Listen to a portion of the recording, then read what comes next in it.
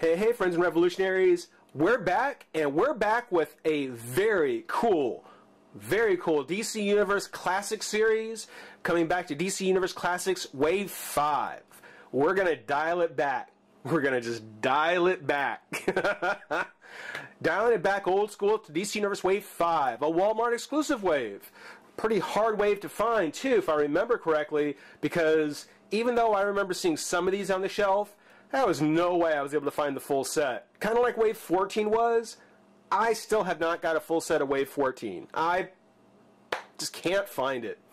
But this wave was such high demand that Mattel did decide to go ahead, actually about this time last year, a little bit, not quite, but almost a year ago, they re-released this as a Matty.com exclusive set.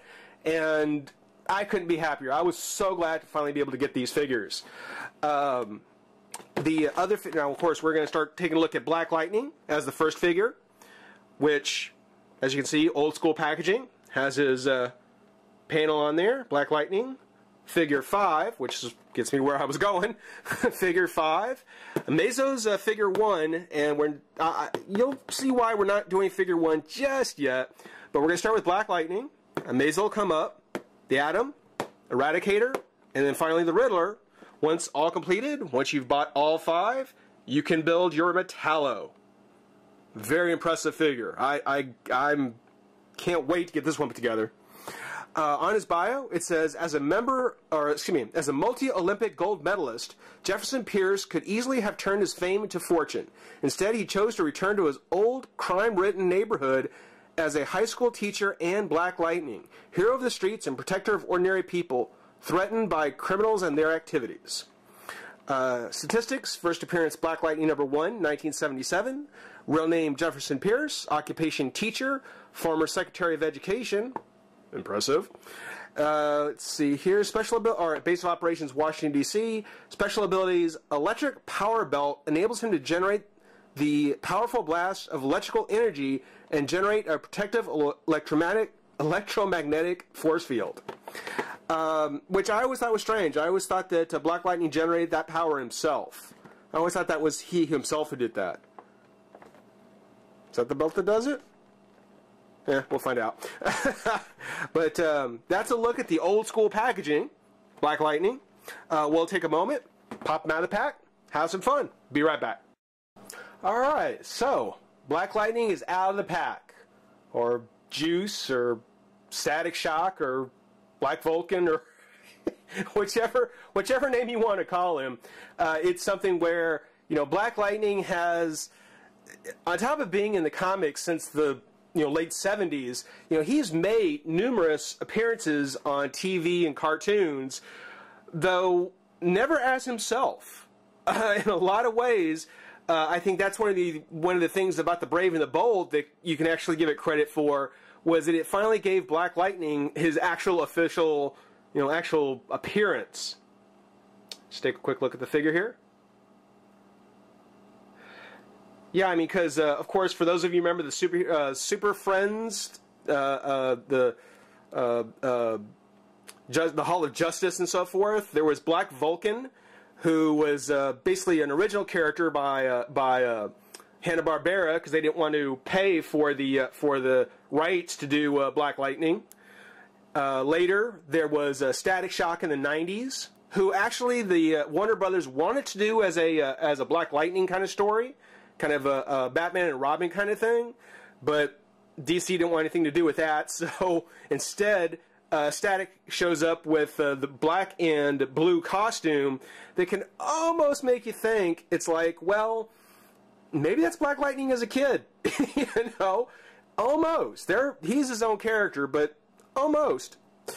And then finally, of course, with the Justice League from Cartoon Network, that one, they did a great homage, kind of blending Black Vulcan with Black Lightning when they did Juice.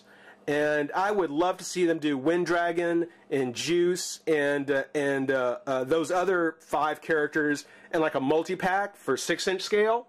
That would be cool. Probably won't happen, but that'd be really cool to see.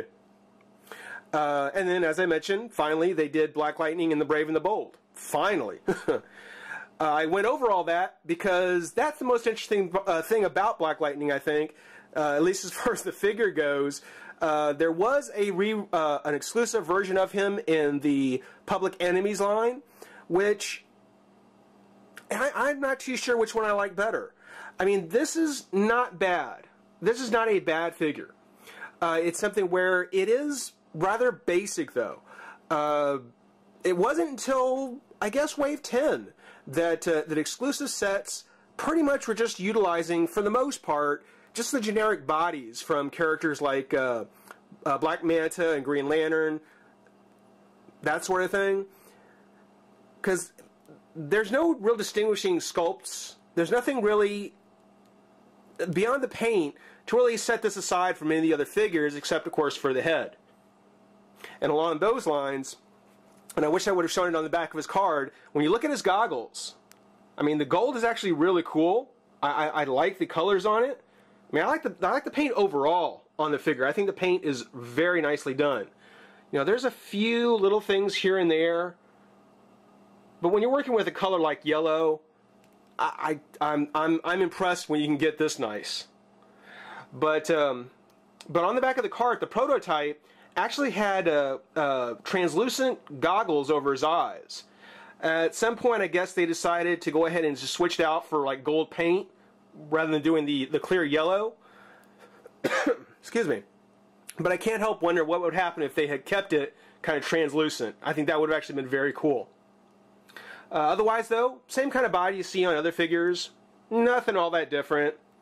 And so, you know, in the articulation, the head goes up and down slightly.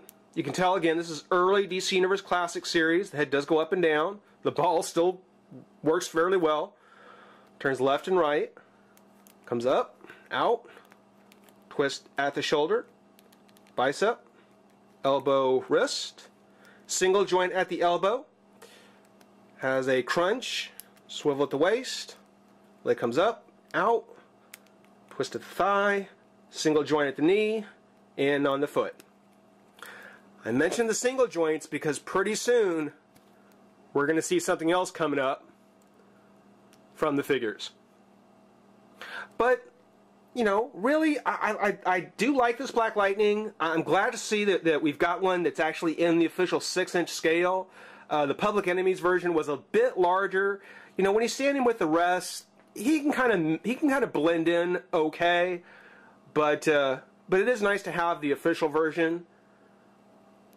It's just a shame that they didn't do a more classic version of him with the kind of the baggy shirt and the actual belt that they mentioned. But that would have required more sculpting, more individual attention.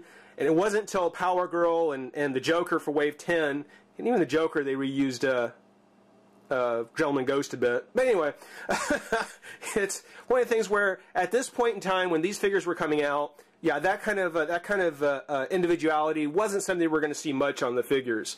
So we're going to see a lot of this kind of basic body with different kind of paint jobs and heads. Black Lightning just being the first in the line. And it's not, and don't get me wrong, it's not bad. Again, I am very, very happy to have him.